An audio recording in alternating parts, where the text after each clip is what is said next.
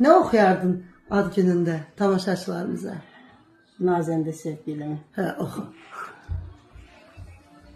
Değdi saçlarıma bahar küleği, nazende sevgilim yadıma düştün. Henin bəxtinə bir güzel düşer, sen de tekçe benim adıma düştün. Nazende sevgilim yadıma düştün. Sen de tekçe benim adıma düştün. Nazende sevgilim yadıma düştün.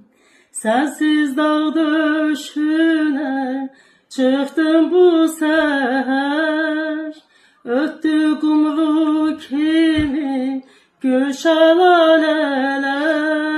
Beniye yalgızsam soldu laleler.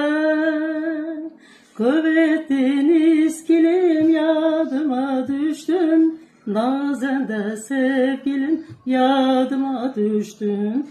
Kuvvetiniz kilim yadıma düştün. Nazende sevgilim yadıma düştün. Nazende sevgilim yadıma düştün. Bravo. Evet, değil mi? Öyle güzel okudu ki mani olabilmedim. Tebrik ederim. Bütün halkımızın adından seni tebrik ederim. O güzel sesin hemşe var olsun. Allah seni korusun. Allah seni ailemizden eksik eylemesin. Hiç bak həmişə var ol ailəmizdə.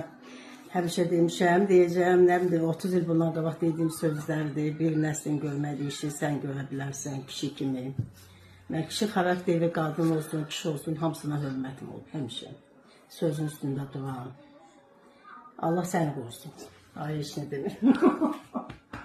Allah bir balanı qorusun. Min budaq eləsin. Sağ ol.